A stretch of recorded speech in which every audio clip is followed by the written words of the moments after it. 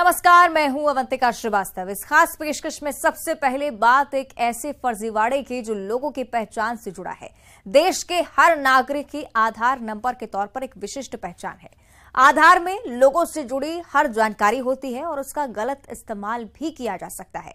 फर्जी पहचान से देश की सुरक्षा के लिए भी एक बड़ा खतरा बन सकता है और ऐसे में आधार रजिस्ट्रेशन के लिए काफी सख्त नियम बनाए गए हैं, लेकिन दमोह में फर्जी आधार केंद्रों का संचालन किया जा रहा है। इस फर्जीवाड़े में अधिकारियों पर भी आरोप लगाए गए हैं। आखिर कौन है आधार के गुनहगार, आइए जानते हैं।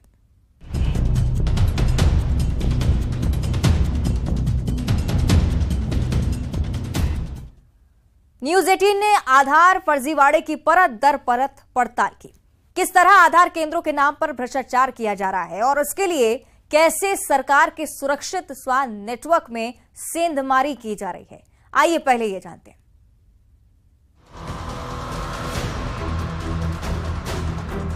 एमपी के सरकारी दफ्तरों में ऐसा नजारा आम नहीं है। बंद दरवाजों के बाहर लैपटॉप लेकर फर्श पर बैठे ये लोग आखिर कर क्या रहे हैं? अगर सरकारी कर्मचारी हैं तो दफ्तर का ताला खोल अपनी सीट पर क्यों नहीं बैठे? और अगर नहीं तो फिर इतनी शिद्दत के साथ सरकारी दफ्तर में कौन सा काम कर रहे हैं? इसकी इजाजत इन्हें दी किसने है? न्यूज 18 के संवाददाता ने इन्हीं से ये सारे सवाल किए। इनका जवाब क्या था, सुनिए जरा। आ रहा हो, कहाँ से आ रहा हो? आप कौन हो? आप कौन हो? कौन स्टेशन है? क्या नाम है आपको? विकास। पूरा नाम? आप लोग शासकीय कर्मचारी हो? शासकीय कर्मचारी हो? कार्ड वगैरह बनवा? कार्ड वगैरह बनवा? रिपोर्टर के सवाल पर पूछने पर पता चला कि ये शासकीय कर्मचारी नहीं हैं। तो फिर कौन है ये लोग? ये जानने से पहले पूरा माजरा जानना जरूरी है। दमोह का मामला है ये, ऐसा मामला जो लोगों की गोपनीयता के साथ ही देश की सुरक्षा तक से जुड़ा हुआ है। आधार नंबर देश के हर नागरिक को एक विशिष्ट पहचान देता है। सरकारी योजनाओं का लाभ लेना हो या मोबाइल का सिम कार्ड लेना, इन सब के लिए आधार बेहद जरूरी है। आधार से लोगों के नाम, पते से लेकर बायोमेट्रिक तक की जानकारी मिल जाती है। इसका गलत इस्तेमाल कर लोगों की पहचान चुराई जा सकती है। फर्जी दस्तावेज के सहारे देश की सुरक्षा में सेंध लगाई जा सकती है। आधार रजिस्ट्रेशन में इसी तरह की कोई गड़बड़ी ना हो, इसके लिए देश भर में आधार केंद्र बनाए गए, लेकिन दमोह में नियमों को दरकिनार कर फर्जी तरीके से आधार केंद्रों का संचालन हो रहा है। इतना ही नहीं, स्टेट वाइड एरिया नेटवर्क यानी कि स्वान में भी सेंधमारी की जा रही है। स्वान सरकार की ओर से स्थापित नेटवर्क है जिसके जरिए सुरक्षित तरीके से सरकारी काम होते हैं, लेकिन दमोह में जिला कलेक्ट्रेट में जाकर स्वान नेटवर्क में सेंध लगाई जा रही है। इस फर्जीवाड़े के तार फर्जी आधार केंद्रों से जुड़े हुए हैं। इस बारे में सवाल पूछे जाने पर अधिकारी रिपोर्टर से ही सबूत मांगते नजर आए। आप उनका एक आध वीडियो और फोटो दीजिए, उनके अगेंस्ट में कार्रवाई की जाएगी। तो आपके पास में सीसीटीवी है, डेली आते हैं, कुछ लोग चोरी करते हैं। आप मेरे को बता दें, मैं उनके अगेंस्ट में बिल्कुल सख्त से सख्त कार्रवाई करूंगा। सीसीटीवी रिकॉर्डिंग है, मैं दिखवा भी देता हूँ उसमें। स्वान जैसी नेटवर्क की सर चोरी अपने नहीं, आपने जो कहा है ना, आप इसको बताइए कि कौन करता है, कैसे करता है, विद एविडेंस आप दीजिए, बाकायदा कार्रवाई की जाएगी। बताया जा रहा है कि MPSEDC की ओर से आधार केंद्र शासकीय कार्यालयों में स्वीकृति के बाद ही रजिस्टर किए जाते हैं, जो सिर्फ स्वान नेटवर्क पर ही काम करते हैं। लेकिन यहाँ अवैध आधार कार्ड मशीन संचालक स्वान नेटवर्क में सेंधमारी करते हैं। ये सुबह के समय कलेक्ट्रेट भवन के ई-गवर्नेंस ऑफिस के बाहर से स्वान नेटवर्क पर अपना काम करते हैं। इसमें हैरान करने वाली बात यह है कि इनके पास स्वान नेटवर्क का पासवर्ड आता कहां से है। आधार फर्जीवाड़े से जुड़े ऐसे कई सवाल हैं जिनके जवाब जानना जरूरी है। न्यूज 18 ने इस फर्जीवाड़े की परत दर परत पड़ताल की, जिसमें हैरान कर देने वाले और भी कई खुलासे हुए हैं। धर्मेश पांडे, न्यूज 18, दमोह। तो आपने देखा कैसे स्वान नेटवर्क में सेंधमारी की जा रही है। अब बात असली खेल की। जिले में आधार केंद्रों के नाम पर बड़ा फर्जीवाड़ा सामने आया है। भारत सरकार तक ने नोटिस जारी किया है। जिले में ऐसी कई जगह हैं जहां आधार केंद्र संचालित किए जाने की बात कही जा रही है, लेकिन पड़ताल में आधार केंद्र गायब मिले हैं। इतना ही नहीं, अधिकारियों पर घूसखोरी तक के आरोप लग रहे हैं। आइए जानते हैं कैसे किया जा रहा है ये फर्जीवाड़ा।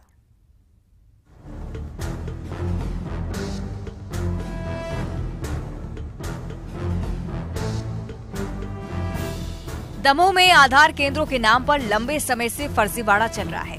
भारत सरकार के इलेक्ट्रॉनिक्स और आईटी मंत्रालय के तहत कार्य करने वाले भारतीय विशिष्ट पहचान प्राधिकरण ने हाल ही में इसे लेकर कारण बताओ नोटिस जारी किया है, जिसमें 25 आधार नामांकन अपडेशन ऑपरेटर के नाम हैं और इन पर भारतीय विशिष्ट पहचान प्राधिकरण के प्रावधानों के उल्लंघन का आरोप है। ये कारण बताओ नोटिस बता रहा है कि किस तरह अधिकारी मनमानी कर रहे हैं।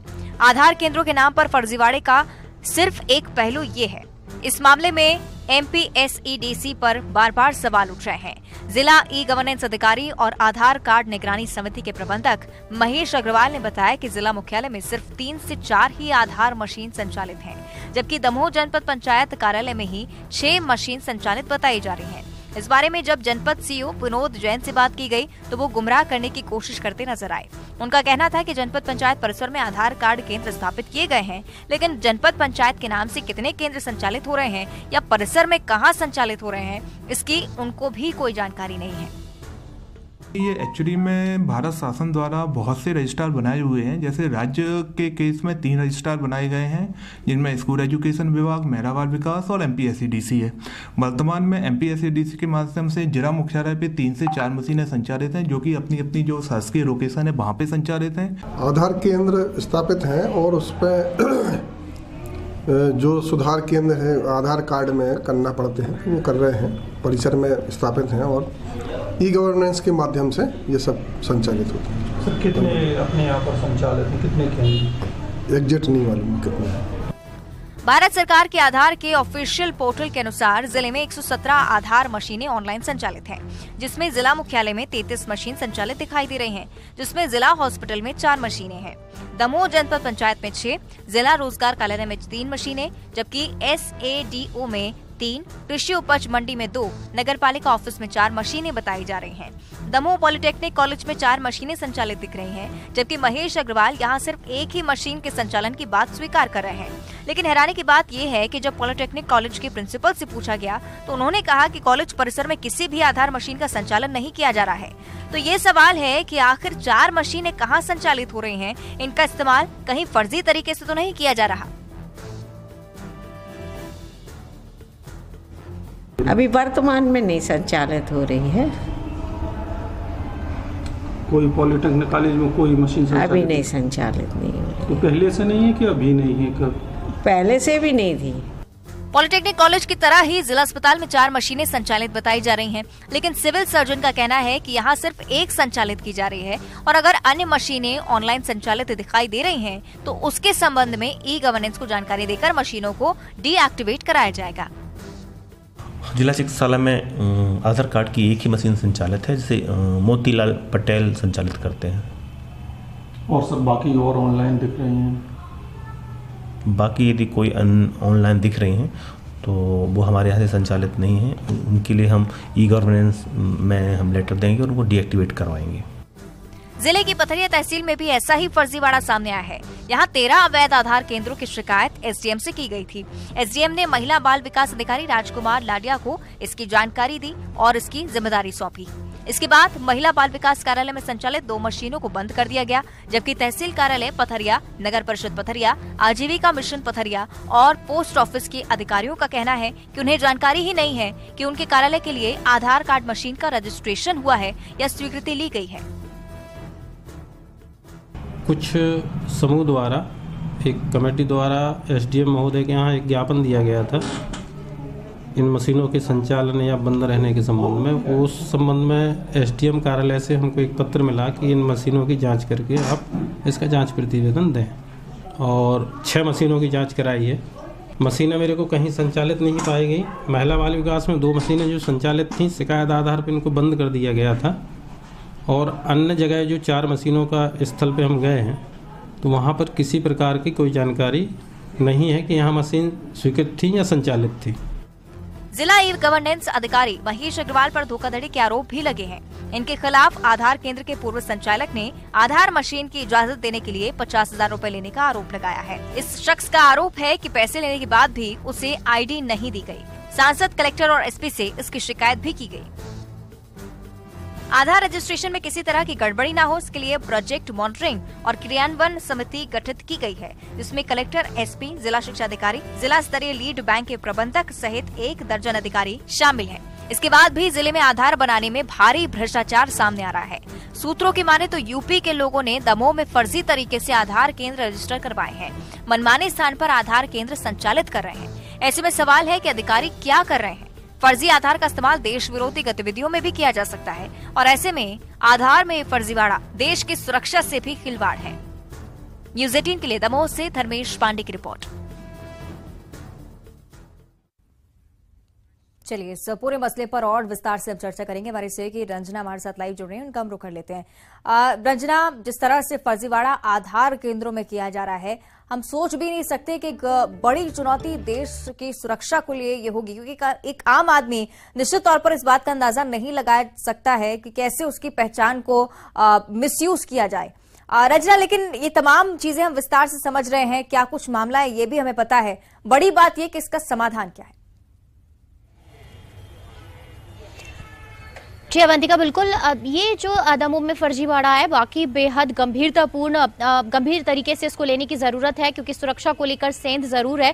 और दूसरी बात ये भी है कि फर्जी तरीके से जो आधार कार्ड बनाए जाएंगे उसके जरिए भी जो तमाम संदिग्ध गतिविधियां हैं वो भी होंगी। लेकिन यहाँ पर एक बात ये भी है कि जब आधार सेंटर अगर खोले जाते हैं तो उनका रजिस्ट्रेशन पहले ही होता है और उनकी निगरानी भी होती है। ऐसे में निगरानी के बावजूद भी वहां पर फर्जी तरीके से अवैध जो आधार कार्ड सेंटर है वो कैसे संचालित हो रहे हैं, पहले तो ये एक बड़ा सवाल है। और इसको लेकर अब तक कोई जो बंद करने को लेकर या फिर अवैध रूप से अगर ऑनलाइन तरीके से भी अगर वो संचालित हो रहे हैं तो उसको रोक लगाने की दिशा में कोई जरूरी कदम क्यों नहीं उठाया गया, क्योंकि इसकी जो मॉनिटरिंग है बड़े स्तर पर भी होती है। तो इसमें अधिकारियों की जो मिलीभगत है वो भी इसमें सामने आ रही। तो इस दिशा में जिस तरीके से लगातार हर बार ये कहा जाता है कि भ्रष्टाचार करा जाएगा या फिर अवैध कामों में अगर कोई लिप्त होगा तो उनको बख्शा नहीं जाएगा, तो इस दिशा में अब इस पूरे मामले की गंभीरता से जांच होने की जरूरत है और ये पता लगाने की जरूरत है कि आखिर जब अवैध रूप से आधार कार्ड सेंटर संचालित हो रहे थे तो ये जो जानकारियां हैं वो कहां भेजी जा रही थी और अवैध रूप से जो फर्जी आधार कार्ड है वो बनाए जा रहे थे और तमाम लोगों की जो जानकारियां हैं उनका किस तरीके से दुरुपयोग किया जा रहा है। खास करके अगर कलेक्ट्रेट में जो सॉफ्टवेयर है वहां की अगर जो जानकारियां हैं तो उनका भी दुरुपयोग किया जा रहा है। तो कुल मिलाकर अगर निगरानी हो रही थी तो वो निगरानी क्यों नहीं की गई, और अगर ये बातें सबके सामने है, अधिकारियों के सामने, तो अब तक इस पर कोई एक्शन क्यों नहीं लिया गया, क्योंकि ये सुरक्षा से लेकर आधार कार्ड को लेकर एक गंभीर मामला है और खास करके जो जानकारियां हैं उसको भी कहीं और ले जाने को लेकर भी ये एक सुरक्षा से बड़ा मामला यहाँ पर नजर आ रहा है। ऐसे में कई तरह के सवाल खड़े हो रहे हैं और सवालों के घेरे में जो अधिकारी हैं वो भी यहाँ पर नजर आ रहे हैं। तो ऐसे में इस पूरे मामले की जब बारीक तरीके से जांच पड़ताल होगी तभी इस पूरे मामले की जो बारीकियां हैं वो निकल कर सामने आ सकेगी और आखिर ये पता चल सकेगा कि आखिर ये जो फर्जीवाड़ा है कितने समय से चल रहा है और ना सिर्फ दमोह में बल्कि इसके आसपास के जिले और कई दूसरे जो शहर हैं क्या वहां तक इस फर्जीवाड़ा को ले जाया गया है। अवंतिका, रंजना, मुख्य बात यह भी है कि अधिकारियों को कई बार जिताया जा चुका है सरकार की तरफ से भी, लेकिन इसके बावजूद भ्रष्टाचार के कई सारे मामले सामने आते हैं। एक और मुख्य बात यह भी कि आम लोगों के लिए इस पहलू को समझना थोड़ा सा मुश्किल हो जाता है, कैसे उनकी पहचान का दुरुपयोग हो सकता है, ये एक बड़ा सवाल है। इस बारे में आपसे जानकारी चाहेंगे।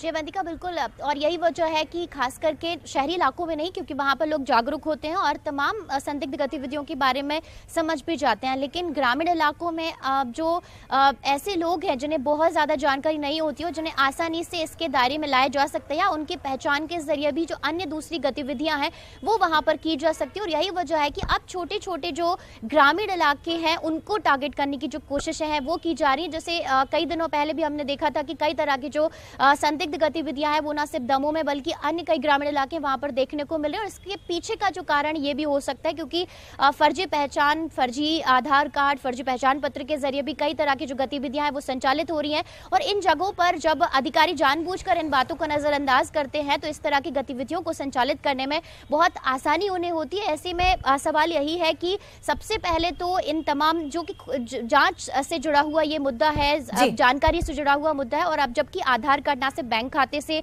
बल्कि तमाम जरूरी चीजें हैं उनसे लिंक हो चुके हैं। ऐसे में इस दिशा में जो जरूरी कड़े कदम है निगरानी को लेकर वो अब उठाने की जरूरत है ताकि आने वाले दिनों में कहीं और इस तरह की जो चीजें हैं वो लीक ना हो सके, फर्जी पहचान पत्र ना बन सके और जो ग्रामीण इलाकों में लोगों के साथ इस तरह की जो ठगी है और सुरक्षा के साथ जो चूक है वो ना हो सके। तो सबक लेने की जरूरत यहाँ पर है और यानी कि एक्शन की बहुत ज्यादा जरूरत। रंजना, शुक्रिया आपका इस पूरी चर्चा के लिए।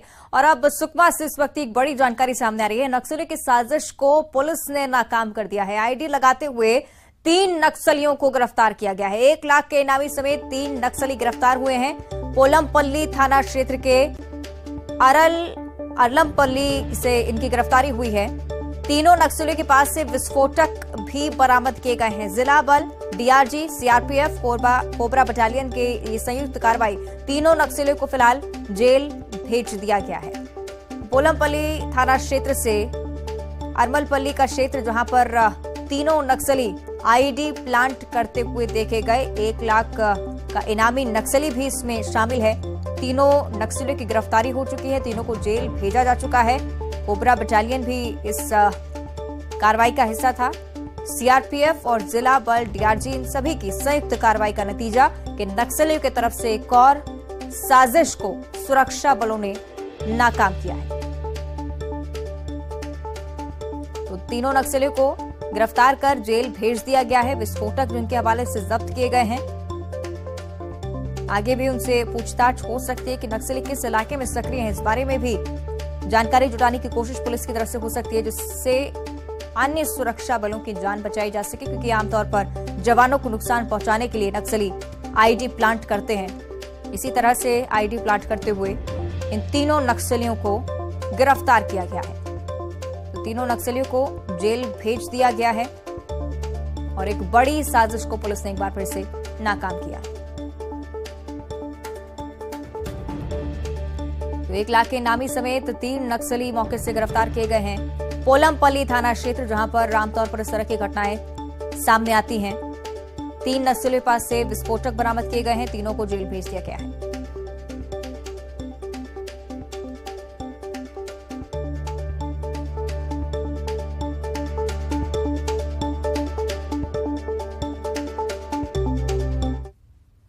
आगे बढ़ते हैं। रायगढ़ से बड़ी खबर है। जन सुनवाई के दौरान किसान को हार्ट अटैक आ गया। हार्ट अटैक से किसान की मौत हो चुकी है। कुनकुनी में जन सुनवाई के दौरान मौत हुई है किसान की। जन सुनवाई का विरोध करने के लिए किसान यहां पर पहुंचा था। मेसर्स सार स्टील पावर लिमिटेड में जन सुनवाई रखी गई थी। रायगढ़ एएसपी संजय महादेवा ने इस पूरी खबर के बारे में जानकारी दी है। मृतक किसान का नाम गौरी शंकर पटेल बताया जा रहा है। रायगढ़ के खरसिया थाना क्षेत्र का यह पूरा मामला।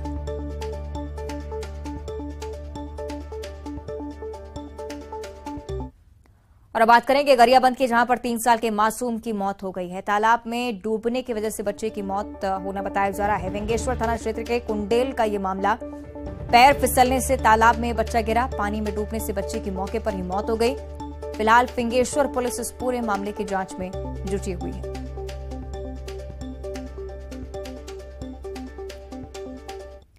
आगे बढ़ते हैं। दुर्ग से बड़ी खबर है। चोर गिरोह पर पुलिस ने शिकंजा कसा है। गिरोह के 4 सदस्यों को पुलिस ने गिरफ्तार किया है। 6 चोरी के मामले जिनका पुलिस ने खुलासा किया है। मोबाइल शॉप, सोने मकान को आरोपी निशाना बनाते थे। 10 लाख रुपए का मशरूका बरामद हुआ है। चोरी में इस्तेमाल 4 वाहन भी जब्त हुए हैं। Anti crime and cyber unit और पाटन पुलिस की ये बड़ी कार्रवाई। और अब रायगढ़ से खबर है। ग्रामीणों से भरी पिकअप वैन पलट गई है। सड़क हादसे में 2 की हालत गंभीर बताई जा रही है। पिकअप में 30 से ज्यादा लोग सवार थे। दुष्कर्म कार्यक्रम में शामिल होने के लिए ये सभी ग्रामीण पहुंचे थे।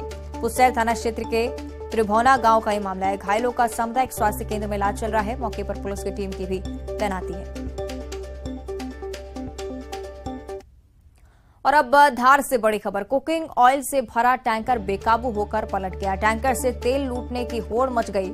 आसपास के लोग डिब्बे लेकर तेल भरने के लिए पहुंच गए। इंदौर अहमदाबाद 4 लेन पर यह बड़ा हादसा, तस्वीरें आपको दिखा रहे हैं। मांगौद गांव के पास ये घटना हुई है।